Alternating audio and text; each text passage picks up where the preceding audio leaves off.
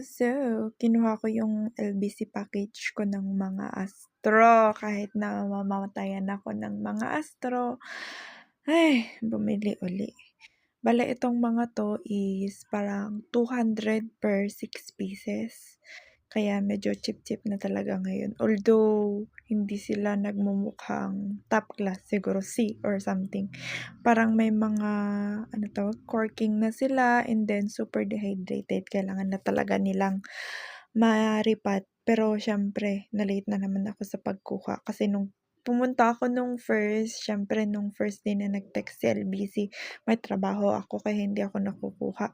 Tapos nung second day naman chineck ko dun sa website nila, sabi nila ngaykat open sila up till 5 PM and then nung pumunta ako ng mga 4 close na sila, hanggang 3 lang daw kaya nakaka-visit talaga si LBC.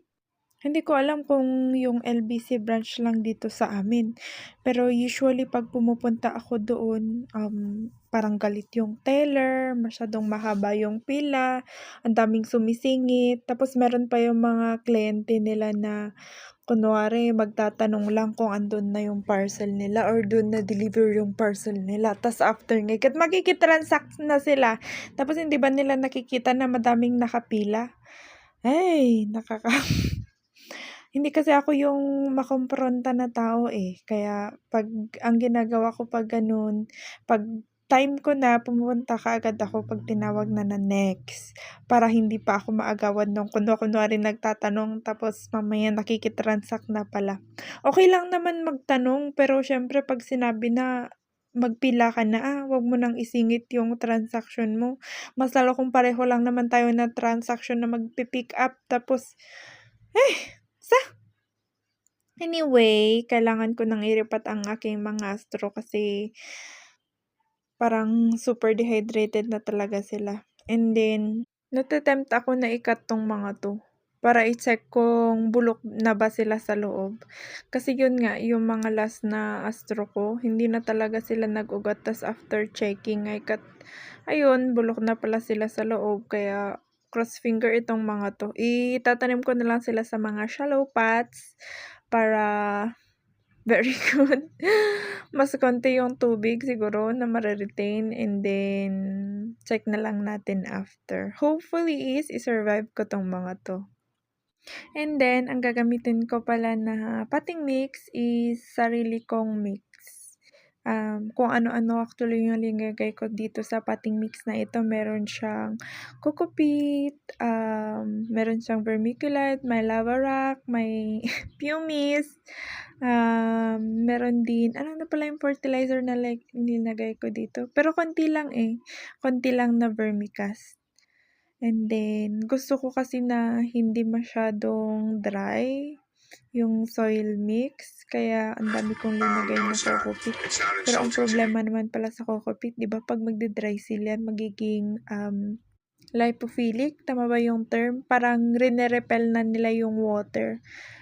Same din sa sphagnum moss 'pag na-dry, imbis na mag-retain sila ng moisture, nagre-repel pa sila 'pag super dry. Kaya hindi ko alam kung magsa-succeed ang mga ito. Pero yun ang ginamit kong soil mix ngayon and then ang toppings na gagamitin ko sa kanila is si lava rocks. I don't know, naku-cute-an ako sa ng lava rocks, parang bato-bato talaga. Tapos sikat ngayon 'di ba yung, cactus sa Texas, pinapakita nila yun sa natural habitat niya, ang cute. Mas lalo at yung iba ang lalaki tapos ang gaganda ng flower kaya yun talaga yung gusto kong, look ngayon. Kaya gusto ko yung mga brown pots and then clay pots. Though minsan nabi-visit ako din sa clay pot kasi masyado silang nagda-dry kaagad kaya, 'pag mainit gusto ko plastic pots para hindi masyadong mag-dry agad yung mga plants natin.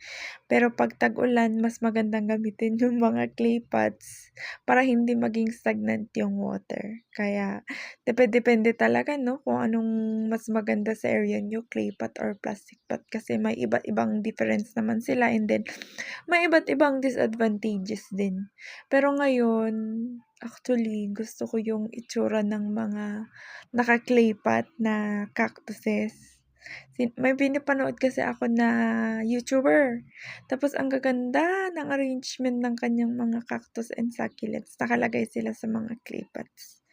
So, though yung ako naman kasi gumagamit ako ng mga recyclables, yung mga pinagkainan, plastic bottles, ginagawa silang pots, and then actually nagagandahan ako dun sa lagayan ng ano tawag dun, luncheon meat.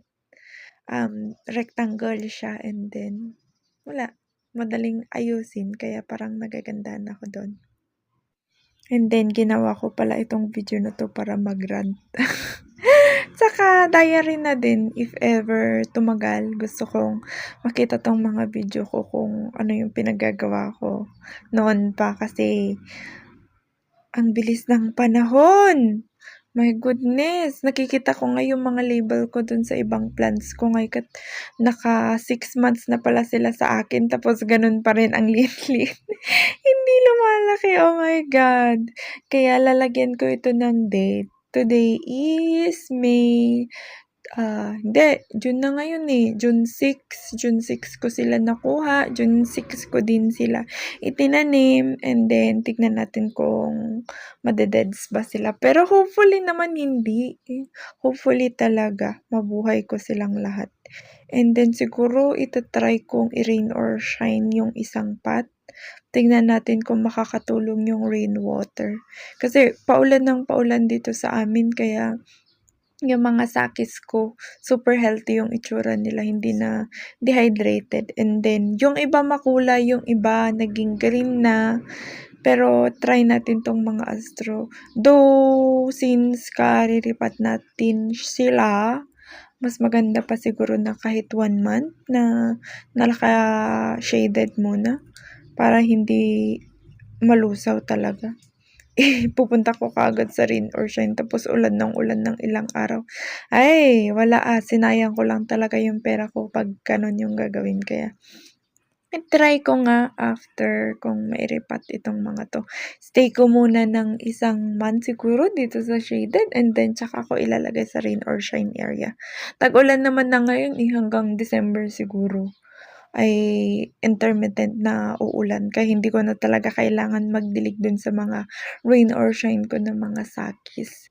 Itong mga andito na area siyempre kasi hindi naman sila nauulanan yung nasa balcony, sila yung kailangan kong dilig-diligan. And then kailangan ko din palang mag-ipon ng rainwater. I don't know, parang 'pag rainwater ngayit mas healthy silang tignan, mas maganda yung tubo nila, mas lumalaki sila 'pag diniligan natin compared 'pag sa tap water lang yung ginagamit natin na pandilig. I don't know, hindi ko alam, parang pero feeling ko lahat naman ganun napapansin kaya yun ang gawin natin. Anyway, that's it for now.